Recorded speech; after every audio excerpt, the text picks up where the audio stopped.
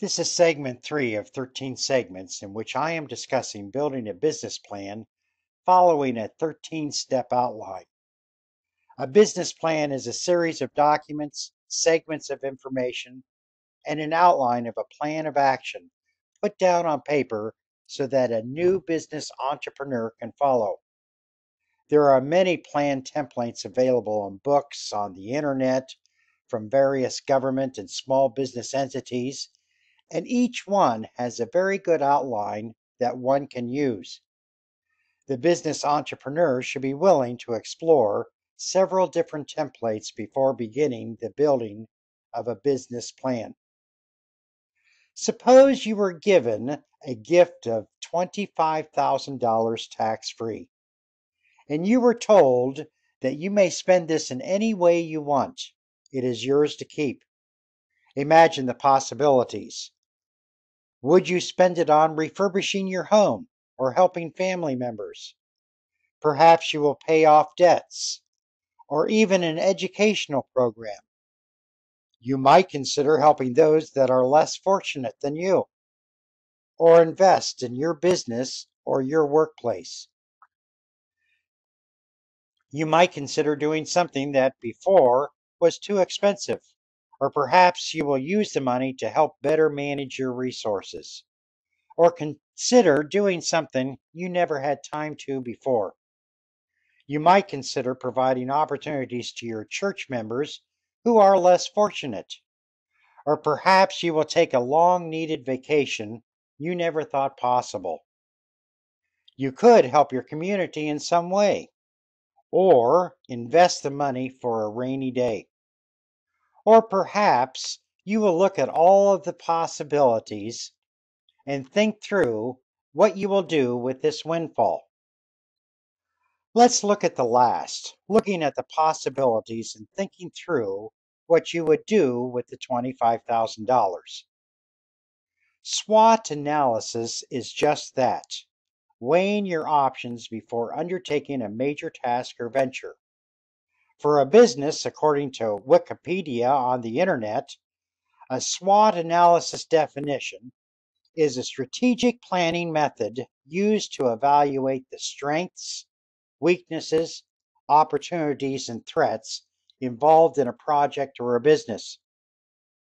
It goes on to say that SWOT analysis must first start with a defined objective. From there, we can look at our strengths. These are the characteristics of the business that give it an advantage over others in the industry. We would look at the weaknesses, characteristics that are a disadvantage to others. We can look at the opportunities, external chances to make greater sales or profits in the environment. And finally, threats, the external elements in the environment that could cause trouble for the business. Once an honest SWOT analysis has been determined, we can see whether the objective is attainable. If it is not, then a different objective must be selected and the process repeated. Let's look at an example. Suppose I have decided to buy or start a coffee shop. I have the opportunity to rent a building that housed a former coffee shop, of which it has a few pieces of equipment remaining.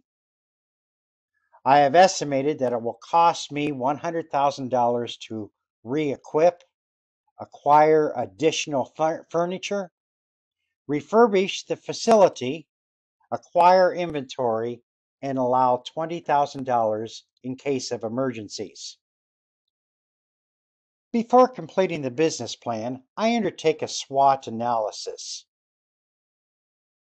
My strengths might include understanding my capital needs, having a business property without too much refurbishing, being able to buy needed items at a good price, and knowledge of the customer's needs for coffee.